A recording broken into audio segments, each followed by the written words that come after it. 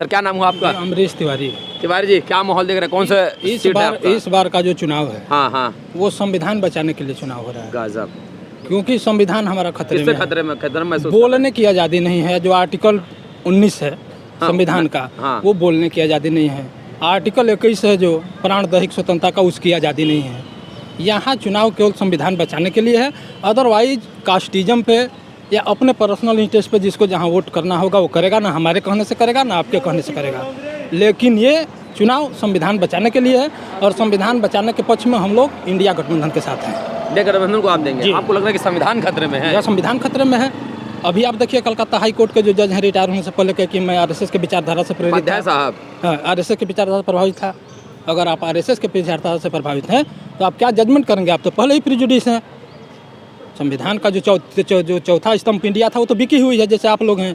Media तो बिकी हुई है। नहीं ठीक बात है। और संवैधानिक चीज़ें जो है, संवैधानिक चीज़ें हैं जो हमारी वो न्यायपालिका है, न्यायपालिका का भी अस्तित्व खतरे में। 2019 में हमारे 5 सुप्रीम कोर्ट के जजों ने प्रेस कॉन्फ्रेंस किया। तो ये चुनाव संविधान बचाने के लिए है। अदरवाइज जिसको जहाँ वोट करना है सबकी आज़ादी। आप हमारी बातों को पब्लिश किए, इसके लिए आपको धन्यवाद। सर क्या नाम हुआ आपका? विजय कुमार यादव, अधिवक्ता उच्च न्यायालय इलाहाबाद। अच्छा यादव जी बताइए, अभी कुछ दिन पहले देखा गया कि अधिवक्ताओं के बीच में और पुलिस के बीच में काफ़ी झड़प हुई, काफ़ी मारपीट हुआ। तो उन चीज़ों को कैसे देखते हैं? अधिवक्ता जो ऑलरेडी कई सारे लोगों की सुरक्षा के लिए लड़ता है, तो खुद की सुरक्षा पर कैसा महसूस करता है? इसीलिए तो अधिवक्ताओं भाइयों ने सभी एडवोकेट प्रोटेक्शन के लिए सरकार से मांग की थी, जिसमें समिति भी बनी है, लेकिन अभी तक वो पेंडिंग रखी गई है। जैसे भी उसके विषय में कुछ होता है तो प्रोटेक्शन लागू कराने के लिए पुरजोर कोशिश किया जाएगा। सर क्या नाम हुआ आपका? देवेंद्र मणि त्रिपाठी। त्रिपाठी जी, त्रिपाठी जी जी, क्या माहौल देख रहे हैं आप सर? माहौल ठीक है। अभी आपके एक साथी कहे गए संविधान खतरे में, इस चीज़ को कैसे देखते हैं? नहीं, ऐसा कुछ भी नहीं है। अब जिसको जो जिस तरह से देखेगा उस तरह से दिखेगा। संविधान तो हमेशा कभी खतरे में न रहा है न रहेगा। अब ये है कि जिस पार्टी का, जिस लोगों का जहाँ पर जो विचार है उस हिसाब से आदमी विचार व्यक्त करता है, लेकिन संविधान वगैरह कोई किसी बात का कोई खतरा नहीं है। अच्छा क्या लगता है कि यूथ है तो इतना संविधान कमज़ोर है कि किसी प्रकार का कोई उसमें खतरा उत्पन्न करेगा। अच्छा क्या किन मुद्दों के साथ मतदान करना चाहिए? विकास मेन मुद्दा होना चाहिए व्यक्ति का, कि मेन व्यक्ति को जहाँ भी वोट करने जा रहा है देखना चाहिए कि उस कैंडिडेट कैसा है, हमारे क्षेत्र का विकास होगा कि नहीं, फिर सेंट्रल में जो सरकार बन रही है तो वो काम कर पाएगी कि नहीं। ये सब मुद्दे, मेन विकास के मुद्दे, जातिवाद वगैरह अनदर थिंग है, लेकिन मेन विकास मुद्दा होना चाहिए। ओएनजीसी की रिपोर्ट बताती है कि लगभग 65% लोग ऐसे हैं जो जाति के आधार पर ही वोट कराते हैं। वो देखिए कुछ क्षेत्रीय मुद्दे ऐसे होते हैं, 65% आबादी बहुत बड़ी। बिल्कुल बिल्कुल, जो क्षेत्रीय मुद्दे होते हैं वहाँ पर जातिगत वोटें पड़ती हैं।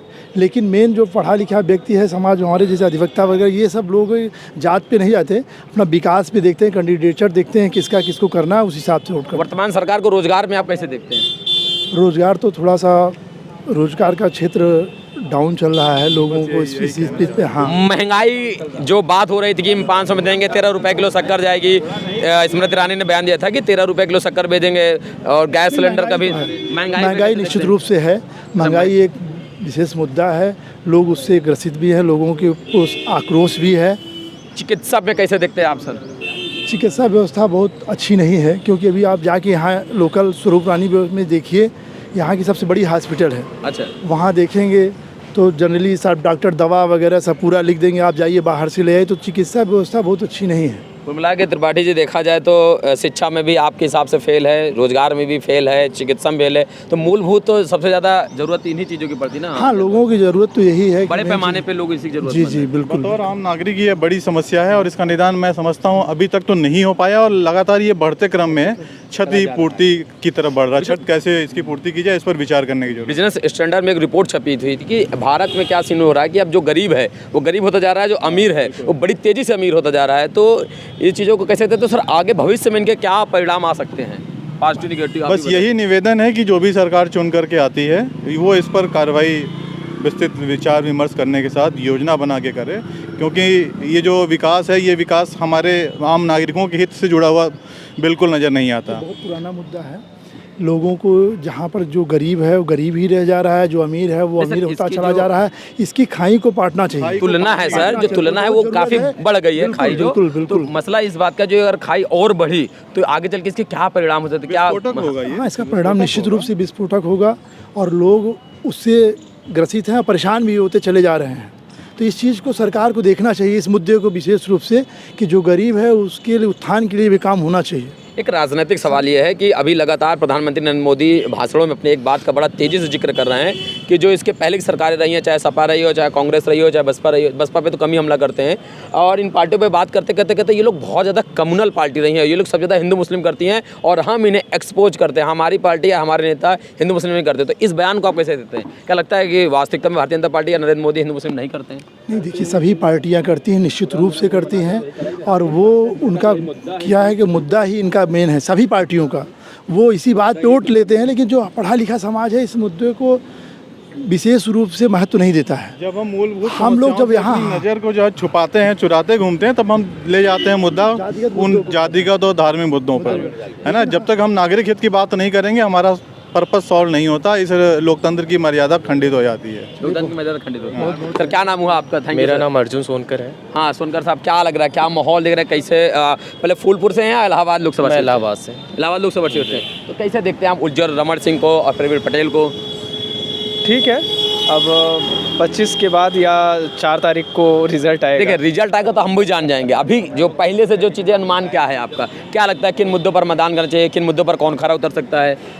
हम तो इस मुद्दे पे वोट करने जाएंगे हाँ। कि जो आजकल देखा जा रहा है हॉस्पिटल वगैरह में जो हम लोग को अच्छे से कोई सुविधाएं नहीं मिलती हैं, असुविधाएं ही फैली हुई हैं। क्योंकि मैं अभी कुछ दिनों पहले ये आपके जो है हॉस्पिटल हैं अपने यहाँ के बड़े हॉस्पिटल जो है सरकारी, वहाँ गया मैं अपने माताजी को लेकर के इलाज करवाने। वहाँ पे मतलब बहुत अभी भी दलाल वलाल लगे हुए हैं, अभी भी इसी तरह से हो रहा है, बहुत परेशान। जिन व्यवस्थाओं को दुरुस्त करने की बात करते हुए व्यवस्थाएं आज भी उसी तरह से हावी हैं। जी जी, बस हो सकता है चेहरे बदल गए हों, कल तक अर्जुन करते होंगे तो आज राहुल कर रहे हैं, बस इतनी बात है ना, और कुछ परिवर्तन नहीं है आपके हिसाब से? प्यारे दोस्तों, हम लोग मौजूद थे हाई कोर्ट गेट नंबर 4 के पास। कुछ वकील साथी हमारे साथ जुड़े हुए थे जिनसे बातचीत किया और जानने का भी प्रयास किया कि आगे चल के लोग किन मुद्दों के साथ मतदान करेंगे। तो एक वकील साहब है, उन्होंने बताया कि संविधान खतरे में है। दूसरे वकील साहब ने बताया कि जब हम नागरिक हितों की बातें ना करते हैं तभी जाके हमें ज़रूरत पड़ती है धर्म और जाति की मुद्दों पर बात करने की। और एक वकील साहब और जिन्होंने बताया स्पष्ट रूप से कि सरकार जो है शिक्षा, चिकित्सा और रोजगार तीनों मामलों में फेल है, पीछे है और आगे चल के लोगों को इन्हीं मुद्दों पर मतदान करने की ज़रूरत है। वीडियो जर्नलिस्ट गौरव यादव के साथ मैं राहुल, आंधी एक्सप्रेस, धन्यवाद।